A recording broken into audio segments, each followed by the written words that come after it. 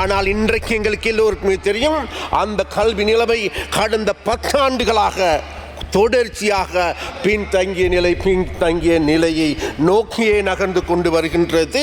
7 மாதங்களாக கல்வி கொஞ்சம் எழும்புதுண்டு என்னத்தை வச்சு சொல்றீர்கள், அதை கொஞ்சம் ஆதாரபூர்வமாக சொல்லுங்க. 2வது விஷயம் உங்களுக்கும் தெரியும், வடக்கில் கிழக்கில் இராணுவம் தான் போதைப் பொருளுக்கு பிரதான காரணம். எப்போ நீங்கள் இராணுவத்தை வெளியேற்ற போறீர்கள்?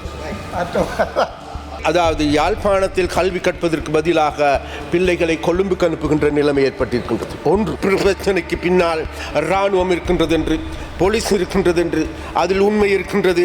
ஆம் சபாநாயகர் அவர்களே, பிரதி சபாநாயகர் அவர்களே, விசேடமாக இன்றைக்கு எங்களுக்கு எல்லோருக்குமே தெரியும், இந்த வரவு செலவு திட்டம் சம்பந்தமாக நாங்கள் பேசுகின்ற போது இந்த வரவு செலவு திட்டத்திலே கஜேந்திரகுமார் பொன்னம்பலம் போன்றவர்கள் கண்டா இது சரியாமெல்லாம் இருக்கலாம் என்றால் அவர் எதிர்கட்சி எதிர்ப்பு அரசியலையே நாட்டம் கொண்டிருக்கின்றவர்களுக்கு இது சம்பந்தமாக விமர்சனங்களை மாத்திரம் முன்வைக்கலாம்.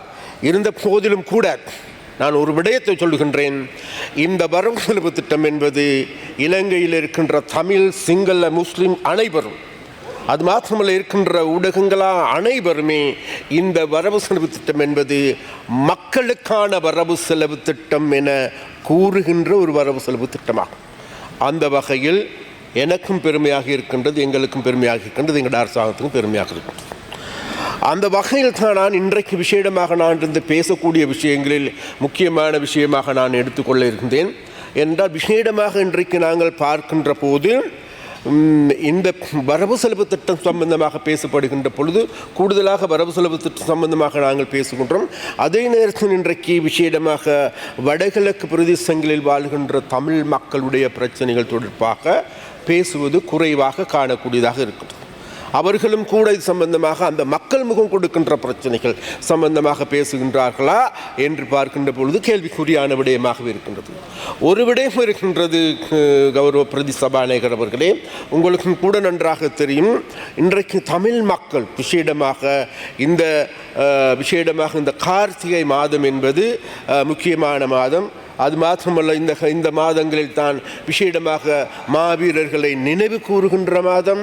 அது மாத்திரமல்ல, விசேடமாக வடகிழக்கில் இருக்கின்ற தமிழ் மக்கள் தாங்களுடைய பிள்ளைகளை நினைவு கூறுகின்ற மாதம். அப்போ அந்த மாதத்தில் இருந்து கொண்டு நாங்கள் திரும்பி பார்க்க வேண்டிய தேவை இருக்கின்றது.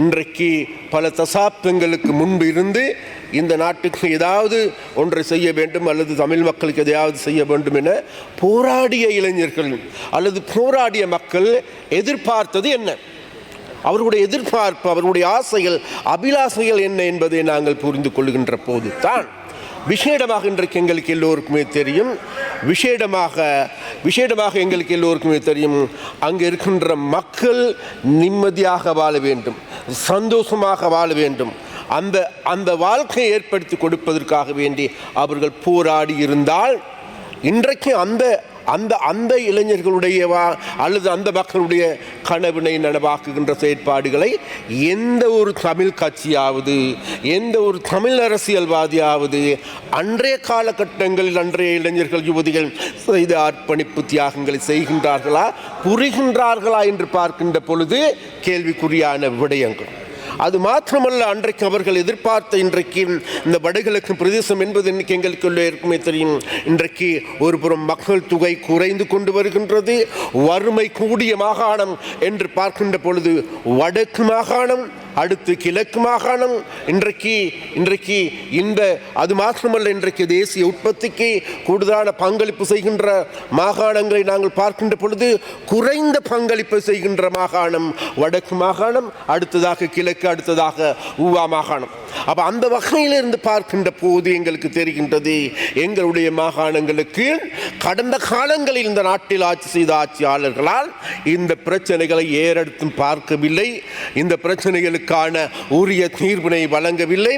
அவர்களுடைய மடியை மாத்திரம் நிறைத்துக் கொள்ளுகின்ற அரசியலை முன்னெடுத்தார்களே தவிர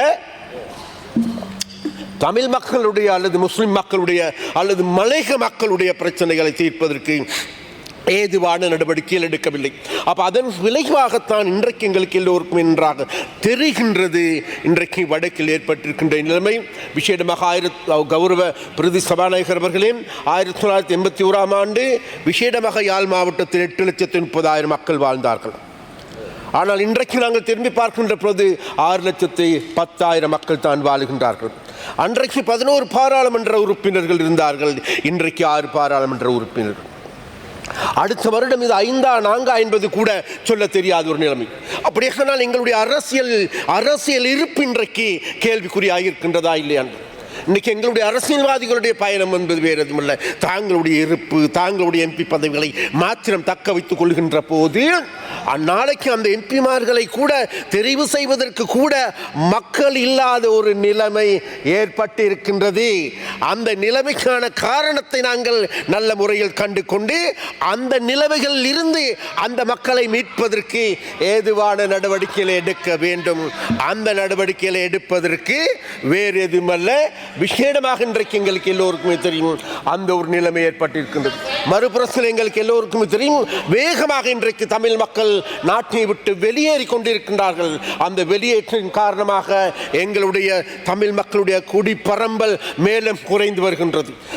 அந்த நிலைமையின் காரணமாக அது மாத்திரமல்ல, கல்வி ரீதியாக நாங்கள் எங்களுக்கு எல்லோருமே பெருமையாக பேசுகின்ற கல்வி புலத்துள் உள்ளவர்கள் வேறு எங்குமல்ல வடமாகாணத்தில் அல்லது யாழ்ப்பாணியர்களே கூடுதலாக கல்வி கற்றவர்களாக கடந்த காலத்திலிருந்து போற்றப்படுகின்ற ஒரு விடயம். ஆனால் இன்றைக்கு எங்களுக்கு எல்லோருக்குமே தெரியும் அந்த கல்வி நிலைமை கடந்த 10 ஆண்டுகளாக தொடர்ச்சியாக பின்தங்கிய நிலையை நோக்கியே நகர்ந்து கொண்டு வருகின்றது.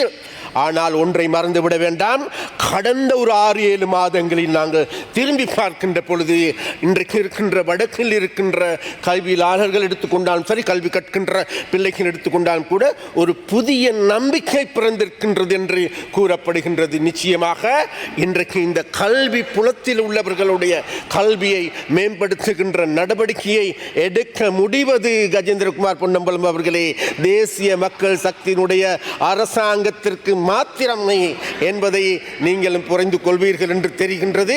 அப்போ அந்த வகையில் விசேடமாக இன்றைக்கு எங்களுக்கு எல்லோருக்கும் தெரியும். அப்போ அந்த வகையான ஒரு பிரச்சனை இருக்கின்றது. அது மாத்திரமல்ல, அது எல்லாருடைய பாரிய பிரச்சனை ஒன்று இருக்கின்றது.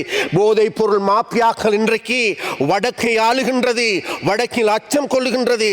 அந்த நிலைமையில் இருந்து அதை மீட்பதற்கு வேறு எந்த ஒரு அரசியல்வாதிகளும் இங்கே இருக்கின்ற நீங்கள்லாம் ஆதரவளிக்கின்ற இந்த சஜித் அணியினரை சார்ந்தவர்கள் அல்லது அவர்கள் கும்பலை சார்ந்தவர்கள் எடுத்துக்கொண்டாலும் கூட மனோகணேசனுக்கு நன்றாக தெரியும் அந்த கும்பலை சார்ந்தவர்களை கடந்த கால இன்றைக்கு நேற்றுள்ள 78ஆம் ஆண்டில் இருந்தே இந்த நாட்டில் அந்த வகையான ஒரு மாஃபியாக்களை உருவாக்குகின்ற நாசகர வேலையை உருவாக்குகின்றவர்களை உருவாக்கி இருக்கின்றார்கள். அந்த உருவாக்குகின்ற போது வினாடி எதேண்ட கமாண்ணே. Okay, from your time then. Honorable Gajendra Kumar Ponnambalam. சொல்லுங்க. கௌரவ அமைச்சர் அவர்களே, 2 கேள்விகள். நீங்கள் சொன்னீங்கள் இப்போ இந்த கடைசி 7 மாதங்களாக கல்வி கொஞ்சம் எழும்புதுண்டு, என்னத்தை வச்சு சொல்கிறீர்கள், அதை கொஞ்சம் ஆதாரபூர்வமாக வந்து சொல்லுங்க. 2வது விஷயம் வந்து உங்களுக்கும் தெரியும், வடக்கில் வந்து கிழக்கில் வந்து இராணுவம் தான் போதைப் பொருளுக்கு வந்து பிரதான காரணம். எப்போ நீங்கள் இராணுவத்தை வந்து வெளியேற்ற போகிறீர்கள்? ஒன்று, அதாவது நான் முதலில் சொன்னது போன்று கௌரவ பிரதி சபாநாயகர் அவர்களே, கல்வி ரீதியாக விசேடமாக இன்றைக்கு கடந்த காலங்களில் நாங்கள் திரும்பி பார்க்கின்ற பொழுது, அதாவது கொழும்பில், அதாவது யாழ்ப்பாணத்தில் கல்வி கற்பதற்கு பதிலாக பிள்ளைகளை கொழும்புக்கு அனுப்புகின்ற நிலைமை ஏற்பட்டிருக்கின்றது. ஒன்று. 2வது, கடந்த 2 மாதங்களுக்கு மேலாக நாங்கள் பார்க்கின்ற பொழுது கூடுதலான பிள்ளைகளை வெளிநாட்டுக்கு 100க்கு அதிகமான பிள்ளைகளை வெளிநாட்டுக்கு அனுப்ப வேண்டிய ஒரு நிலைமைக்கு நிர்பந்தத்துக்குள்ளாகி இருக்கின்றால் காரணம் இந்த போதைப் பொருள் மாஃபியா. அப்போ மாஃபியாக்களுடைய செயற்பாட்டின் காரணமாக போதுமான ஆதாரங்கள் தேவையில்லை. அதாவது நீங்கள் யாழ்ப்பாணத்தில் இருந்தால் யாழ்ப்பாணத்தில் இருக்கின்றவர்களுக்கு புரிய வேண்டும், தெரிய வேண்டும், இது புலத்தில் உள்ள யதார்த்தம். இந்த யதார்த்தத்தை புரிந்து கொள்ள வேண்டால் அதற்கு நான் செய்வதற்கு ஒன்றும் கிடையாது. 2வதாக நீங்கள் சொன்னீர்கள் விசேடமாக இந்த பிரச்சனைக்கு பின்னால் இராணுவம் இருக்கின்றது என்று. போலீஸ் இருக்கின்றது என்று அதில் உண்மை இருக்கின்றது. ஆனால் இராணுவம் போலீஸும் வேறாக இல்லை. அங்கு இருக்கின்ற மாபியாக்கள், அப்ப அந்த மாபியாக்களோடு இணைந்திருக்கின்றது. அந்த மாபியாக்களோடு அங்கு இருக்கின்ற தமிழ் அரசியல்வாதிகளும் பிணைந்திருக்கின்றார்கள். அப்ப அது மாத்திரமல்ல, அந்த அரசியல்வாதிகள் அண்மையில் கைது செய்யப்பட்டும் இருக்கின்றார்கள். Honorable Ramalingam Chandrasekhar, you have 2 more minutes. Then come on. Okay. You have only 2 more minutes, by the way. Yes, Honorable Gajendra Ponnambalam. அமைச்சர் அவர்களே,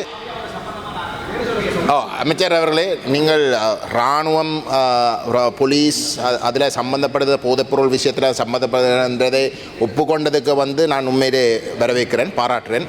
ஏனென்றால் இதுக்கு முதல் அரசாங்கங்கள் அப்படி சொல்கிறதில்லை, மாஃபியாக்கள் என்று சொன்னீங்கள். ஆனால் நான் கேட்கிறது நீங்கள் இந்த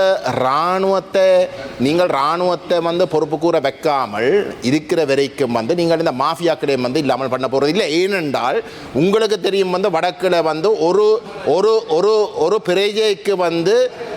பிரஜைக்கு சரிதானே, 2 பிரஜைக்கு ஒரு இராணுவ சிப்பாய் அங்கே இருக்கு. We have short of time. I think Honorable Minister has finished his allocation also. We are Honorable you have 1 more minute only, by the way. விஷயத்தை நான் ஒட்டுமொத்தமாக இருக்கின்ற இராணுவத்தின் மீதோ ஒட்டுமொத்தமாக இருக்கின்ற போலீசார் மீது பழி சொல்ல முடியாது. ஏனென்றால் அதில் இருக்கின்ற ஒரு சிலருடைய செயற்பாடுகள் இருக்கின்றது.